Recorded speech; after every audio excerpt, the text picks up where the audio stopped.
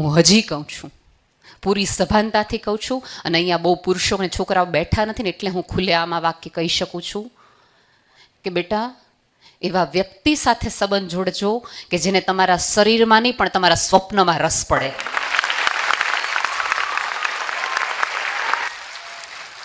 જે છોકરાને, જે પુરુષને તમારી સુંદરતા સાથે નહીં, તમારી સફળતા સાથે વાંધો અને એને આથી આનંદ એને આવતો હોય. કાળા કુંડાળા હશે તો ચાલશે, પણ ક્યાંક કુંડાળામાં પગ પડ્યો હોય તો ધટાક દઈને બહાર નીકળી જાજો, કારણ કે આ જગત બહુ ક્રૂર છે. લગ્ન વખતે, જીવન વખતે ક્યારેય તમારી કેટલા બધા પછી પણ પુરુષનો કે છોકરાનો ભવિષ્યકાળ જોવાય અને છોકરીનો ભૂતકાળ જોવાય. આ જગતની ક્રૂરતા તમે કહો કે સામાજિક વ્યવસ્થાનો એક એક ખરાબ કહેવાય એવો ભાગ કયો કે હંમેશા છોકરી શું કરતી હતી એ જોવામાં આવે છે અને છોકરો શું કરવાનો છે જોવામાં આવે છે. કોઈ આજુબાજુવાળા પાડોશી હગાવાળા એમ કે એ તો આમ કરતો હતો, તો એમ કે પણ હવે નથી કરતો ને. અને છોકરી હવે નહીં કરતી હોય તો એ 3 જણા આવીને ફોન કરીને કહેશે કે ઓલું કરતી હતી. તમને ખબર હશે, તમારા મમ્મીએ તમને નાના હશો ત્યારે તમે પોતા કરતી હોય ને મમ્મી, ત્યારે તમને એક વાક્ય કહેતી હશે, પગલાં ન પાડતી. સાંભળ્યું છે? તમને શું લાગે છે આ પગલાં ન પાડતી એ વાક્ય માત્ર આટલું સાદું છે કે લાદી ઉપર પગલાં ન પાડતી?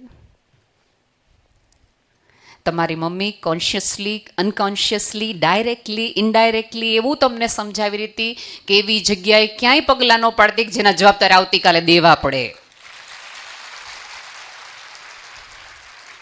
શું કામ બધું વેચી કાઢવી, સ્વપ્નાઓને નેવે મૂકી? અને એક માં પોતાની દીકરીને સતત એવું કીધા કરે છે. એક વસ્તુ યાદ રાખજો, આજે પણ 2023માં પણ ભારતમાં સ્વતંત્રતા એટલે આર્થિક સ્વતંત્રતા પહેલી.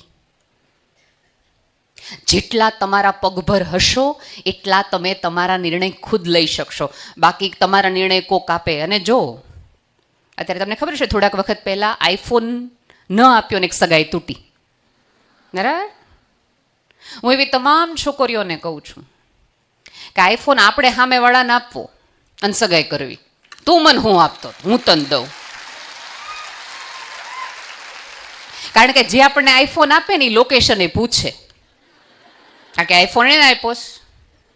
એના બદલે આપણે આઈફોન આપીને આપણે ન કહીએ તું જલસા કર ને, મારે તારા લોકેશનની ક્યાંય જરૂર નથી. જેને આઈફોન આપ્યો એ પૂછે તે ફોન કરવાનો થાળા હાથે.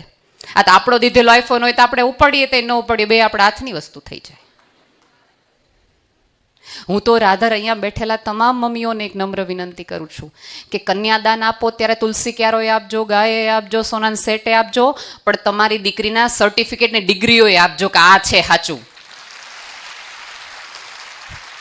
હું એવા કન્યાદાનોની સાચે રાહમાં છું કે જ્યારે કોઈક મા બાપ વટથી સામેવાળા વ્યક્તિને એમ કે આ બધું તો પછી, પણ આ એવા સર્ટિફિકેટ છે જેના આધારે તમારી 7 પેઢી તરી શકે ને એટલું હું મારી દીકરીને મોકલું છું.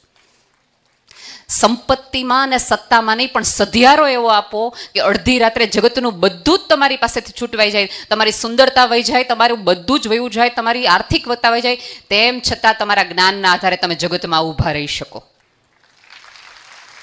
આ જ શહેરના જય વસાવડા છે, એનું એક બહુ જ સરસ વાક્ય છે, ગાંઠ બાંધીને મારી લેજો દીકરીઓ. જય વસાવડા એવું કહે છે કે લક્ષ્મી તો ચંચળ છે, આવે અને જાય.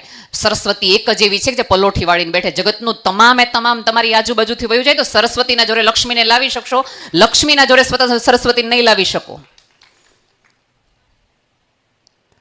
અને અત્યારે તો યુગ જ દીકરીઓનું છે. હું તો અત્યારે આ બધા બેન કહેતા હતા ને કે ભાઈ છોકરીઓને અમે આ કરીએ છીએ ને આ શિષ્યવૃત્તિ આવતા 10 વર્ષમાં તો ભાઈઓને કુમારોની શિષ્યવૃત્તિ આપણે કાઢવી પડશે. એમ નહીં, બસ થોડીક સાગરભાઈ તમારે આપવી પડશે, કંઈક આવો ને ભણો, કાંઈક ભણો. આ જો તકલીફ એ છે, હમણાં જ તમને ખબર હશે કે ચંદ્રયાન સુધી આપણે જઈ આવ્યા અને 50 જેટલી સ્ત્રીઓનો હાથ છે અને એમાં એક બેન છે, રીમાબેન, એકદમ સિમ્પલ, સાવ સાદી સાડી પહેરેલી એક સ્ત્રી કે જેને તમે શાક લેતા જો તો તમે સ્માઇલ પણ ના આપો.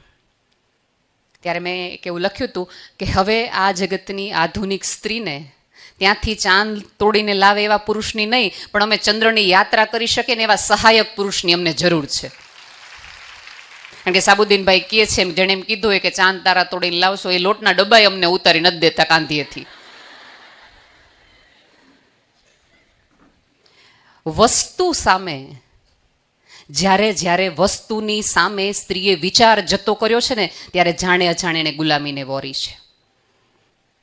અને એક વસ્તુ યાદ રાખજો બેટા, જે ફ્રીમાં મળે છે ને, જે ફ્રીમાં મળે છે એની કિંમત બહુ જ ચૂકવવી પડે છે. લખ્યું નથી હોતું, એ ફૂદડી છે, શરતોને આધીન, જે આપણે વાંચતા જ નથી. અને આમાં ભૂલ ક્યાં થઈ જાય છે ખબર છે? અત્યારે તમારે કારકિર્દીનો પણ સમય છે, અને એકાદ પાત્રની પસંદગીનો તમારે સમય છે, હોર્મોનલ ચેન્જીસ પણ છે, અને કોન્સન્ટ્રેશન પણ કરવાનું છે. તમે હમણાં એક ગીત જોયું છે, તલવાર. હું આવી હતી ત્યારે તલવારવાળો ડાન્સ ચાલતો હતો, રાઈટ? કેટલી બધી સરસ દીકરીઓ કેટલું સરસ પરફોર્મન્સ આપી રહ્યા હતા. તમે બધા ચીચિયારો કરી રહ્યા હતા, રાડો પડી રહ્યા હતા, સીટી પડી ગયા હતા, આટલા બધા કેમેરો હતા, આટલી બધી તાળીઓ પડતી હતી, તેમ છતાં એક પણ દીકરીએ તમારી સામે આઈ કોન્ટેક્ટ નહીં કર્યો હોય. એણે આ ગમે એટલું આટલું બધું વાહવાનું આહાનું કેટલું બધું હતું, તેમ છતાં એ સ્થિરતાથી પોતાની તલવારબાજી કરી શકી, કારણ કે એની નજર તમારી વાહ અને આહ ઉપર નહીં, પોતાના પરફોર્મન્સ ઉપર હતી. જો તમારે તમારું પરફોર્મન્સ આગળ વધારવું હોય તો લોકોની સામે નહીં, તમારે મેં કીધું એમ સ્ટ્રેટ જોવાનું રાખો, તો શક્ય બનશે. અને બીજું, હું અહીંયા બેઠેલી તમામ આમાં સભ્યતાનો વાંક એ છે, અને મમ્મીઓને થોડી કહું છું કે સતત તમારી દીકરી કેવી લાગે છે ને એના ઉપર થોડુંક નાનું એવું ખીલ થયું હોય, ચણાની વાટકી લઈને વાહે વાહે દોડો, લગાડ લે.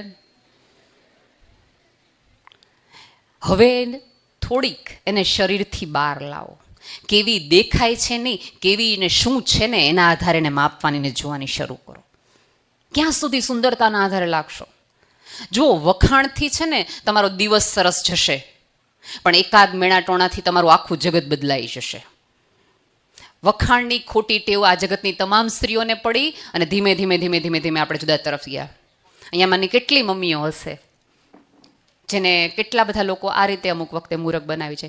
તમારા જે વથાણો અમારાથી થાય જ નહીં, એટલે મમ્મી 20-30 વર્ષ દર વર્ષે 50-50 કિલો વથાણું લઈને બધાના ઘરે મોકલાવે. ઓલું એક વાક્ય સાંભળવાનું, તમારે જે વથાણો નહોતા, ખબર નહીં ગમે એટલું કરીએ, તમારે જેવો મૌન થાળ અમારે થતો જ નથી. એટલે તરત આપણે એમ કે અરે તમ તાર ન બનાવતા, હું મોકલાવીશ. એક તમે કેટલા સારા છો ને તમારાથી કેટલું સારું થાય છે એ વખાણ બનવા માટે તમે કેટલું બધું તમારી જાત, તમારો સમય, તમારા ગોઠણના દુખાવા રહ્યો, જે તમારા વખાણ કરે એ તો તે દિવસે સાંજે બહાર મજા કરતા હોય, રેસકોર્સમાં એ પાર્ટી કરતા હોય, તમે રસોડામાં શું કામ કરો છો? એવું જે લોકો તમને એમ કહે તો તમારે હાલો ને આપણે સાથે બનાવીએ તમારા ઘરે, તો એમ કહેશે કે અમને હમણાં ડૉક્ટરે ના પાડી, હમણાં શુગર છે ને એટલે તૈયાર મળતું હોય તો કયો.